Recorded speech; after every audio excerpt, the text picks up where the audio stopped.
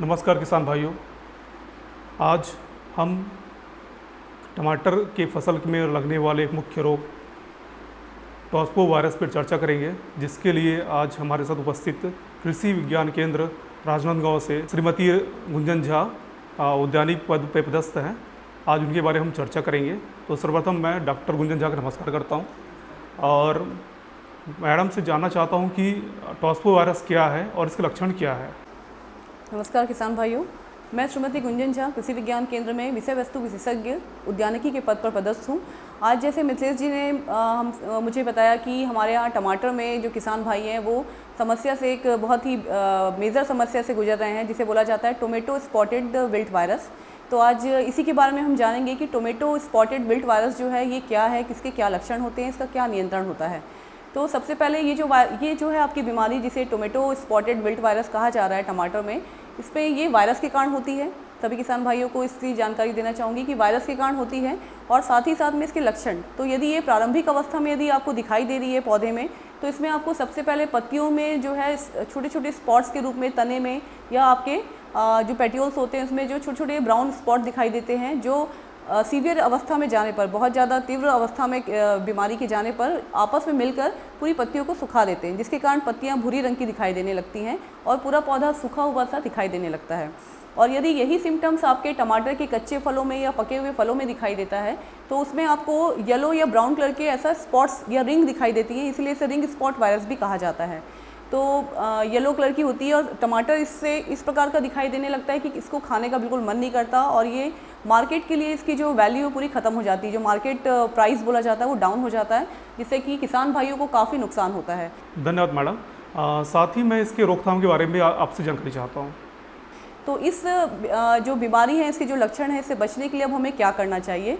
तो सबसे पहले प्रिकॉशन के रूप में किसान भाइयों को मैं बताना चाहूँगी कि यदि वो टमाटर लगाने जा रहे हैं और उनके क्षेत्र पे इस प्रकार की समस्या बहुत ज़्यादा है, तो सबसे पहले इस चीज़ का ध्यान रखें कि उसके आसपास जो भी आपकी थ्रिप्स के कारण जो है फैलती है, उसका जो थ्रिप्स होता है, उसकी जो आपकी लार्वी होती है, वो इस बीमारी को फैलाने का कार्य करती है।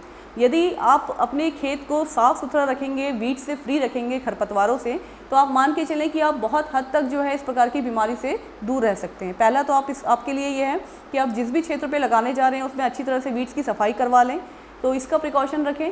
और दूसरी बात है, यदि आपने लगाने जा रहे हैं और आप यदि मल्चिंग करना चाह रहे हैं, तो मल्चिंग में भी जो रिफ्लेक्टेड मल्चिंग होती है, जिसमें कम से कम 70% जो सनलाइट होती है रिफ्लेक्ट हो जाती है, तो ऐसी वाली मल्चिंग का उपयोग करें, जिससे कि आपका ये वायरस में जो थ्रिप्स वेक्टर का काम करता है उसका अटैक बहुत कम हो जाता है। और तीसरा आपका है, यदि इसमें आप सुरक्षा के रूप में कर रहे हैं, तो येलो स्टिकी स्ट्रिप करके आपकी एक पट्टियाँ आती है, जिसे चिपचिपी पट्टी बोला जाता है, पीली चिपचिपी पट्टी, इसका उपयोग भी कर सकते हैं। इसको आपको फसल के ऊपर लगाना होता है, जस्ट आपको स्टिकी स्ट्रिप जैसा होता है, छोटी सी पट्टी जैसा, और उस पट्टी को फसल के थोड़ा ही ऊपर लगाया जाता है। तो आप उसमें देखेंगे कि आप इससे ये पता लगा सकते हैं कि आपके इसमें थ्रिप्स की समस्या आ रही है या नहीं आ रही। तो आपको उसमें चिपके हुए कीड़े दिखाई देने लगेंगे यदि आपने इसको लगाया है। और लगभग इसका आपका 1 हेक्टेयर के क्षेत्र में आपकी 5 से 7 जो है आपको येलो स्टिकी स्ट्रिप लगाना होता है, यदि आपको इसके बारे में देखना है कि आपके क्षेत्र में उसका अटैक है या नहीं। तो एक ये भी आप उपयोग ला सकते हैं। उसके अलावा ये यदि आपके इसमें अटैक आ चुका है वायरस का, तो सबसे पहले आपको कैसे आप इसको कंट्रोल कर सकते हैं। तो इसके लिए आपका, यदि आप थ्रिप्स का कंट्रोल करें, वेक्टर का कंट्रोल करें, तो काफ़ी हद तक इस बीमारी से आप बच सकते हैं। तो थ्रिप्स के कंट्रोल के लिए हमें किस प्रकार की कौन सी इंसेक्टिसाइड का उपयोग कर सकते हैं, इसके लिए सबसे पहले तो यदि आप इसमें इंसेक्टिसाइड का उपयोग करें, तो जैसे कि बहुत ही नामी और प्रचलित हमारी किसान भाइयों के बीच में है इंसेक्टिसाइड, जिसे कि इमिडाक्लोप्रिड के नाम से जाना जाता है। इसका आप 1 ml प्रति लीटर की दर से घोल बना के इसका स्प्रे कर सकते हैं, या फिर आप फिप्रोनिल 5% SC जो है इसका उपयोग कर सकते हैं 1 ml प्रति लीटर की दर से। और या फिर आपका इथियोन 50% EC के नाम से भी एक इंसेक्टिसाइड आता है, जो थ्रिप्स के लिए बहुत ही कारगर है, इसका उपयोग भी आप कर सकते हैं। लेकिन इसका 2 से 2.5 ml प्रति लीटर पानी की दर से आपको इसका सॉल्यूशन बनाना है और इसका स्प्रे करना है। और इसके साथ साथ में आप इसको स्प्रे करेंगे। और यदि आपने ट्रांसप्लांटिंग करने जा रहे हैं किसान भाई, और उस पर एक चीज़ का और ध्यान रख सकते हैं, बॉर्डर क्रॉप, या जिसे रक्षक फसल के रूप में कहा जाता है।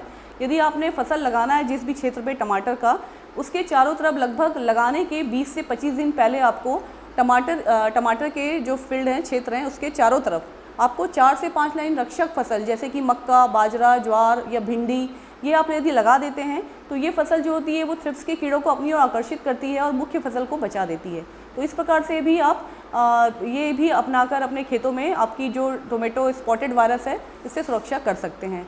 इसके अलावा मार्केट में कई सारी आपकी रेजिस्टेंट वैरायटीज़ के रूप में भी कई कंपनियों ने रिलीज़ किया हुआ है, जैसे कि आपका क्वींसी करके आपकी एक वैरायटी है जो मार्केट में अवेलेबल है किसान भाइयों के लिए, जो इससे रेजिस्टेंट है, प्रतिरोधी है इस बीमारी के लिए, तो आप उसका भी उपयोग कर सकते हैं। रेड लाइन करके एक वैरायटी है, इनका भी उपयोग किया जा सकता है।